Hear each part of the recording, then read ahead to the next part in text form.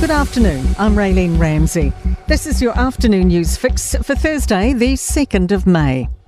The government's putting aside $67 million to roll out a new method for teaching reading and writing.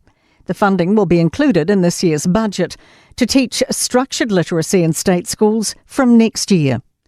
Education Minister Erica Stanford says the money will go into measures including professional development for teachers, decodable books and other resources for teachers, introducing a phonics check to make sure that we're on track, and if there are any who need extra support that they'll get it, and additional supports for those who are falling behind. The Prime Minister says he hasn't spoken to Winston Peters over claims of defamation by a former Australian Foreign Minister. The Foreign Minister criticised Bob Carr's stance on the AUKUS Pact this morning on RNZ. Carr's labelled his comments defamatory and says he'll seek legal action. Labour's Chris Hipkins says Peters should be stood down. Chris Luxon disagrees. I'm sure Bob Carr, coming from a steeped history in Australian politics, appreciates the rough and tumble of politics. They're not comments I would make, but at the end of the day, as I said, Winston Peters is doing an exceptionally good job.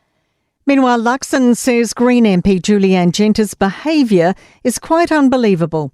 A complaint's been laid with Speaker Jerry Brownlee after Genter last night crossed the floor of the House, confronting National Minister Matt Ducey and waving a booklet in his face. The Green Party says a disciplinary process is underway and it'll provide support. Luxon says he wasn't there and it's now an issue for Parliament. What I did was just make sure that I checked in with Matt Ducey last night, and I'm sure the Greens are checking in. The Greens leadership, I hope, have checked in with Julianne as well. The end of the road for legal battles for killer and serial rapist Malcolm Rewa. Courtney Winter reports. Open Justice reports the Supreme Court's dismissed Malcolm Rewa's application to hear an appeal for his murder conviction of Susan Burdett in Auckland in 1992. Tēnā Pora wrongly spent 2 decades in prison for Rewa's crime. The Court of Appeal decided in February last year to dismiss his challenge of the convictions, finding there was no miscarriage of justice. Christchurch's mayor believes there's a 50-50 chance money needed to restore the Anglican Cathedral can be raised in time. The rebuild short $114 million and $30 million needed by August to stop the project being mothballed.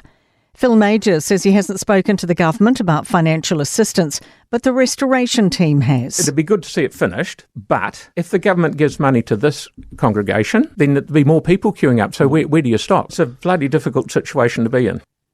A plea to support Kiwi fashion brands. New Zealand Fashion Week's cancelled for this year and will transition to a 2-yearly schedule from next year. Owner Feroz Ali says they didn't have enough designers for the week-long showcase. He says challenges for fashion include consumers spending less and online shopping. To sport. And New Zealand Rugby's messy governance saga is set to come to a head later this month, with the national body announcing a special general meeting for May 30 in Wellington. Blues flanker Cam Suafoa is eager for any opportunity when he makes a surprise return to Super Rugby action against the Rebels in Melbourne.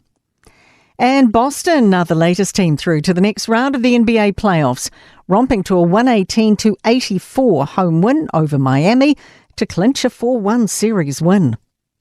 I'm Raylene Ramsey. That is your latest news fix. We'll be back with the next update tomorrow morning from the Newstalk ZB newsroom.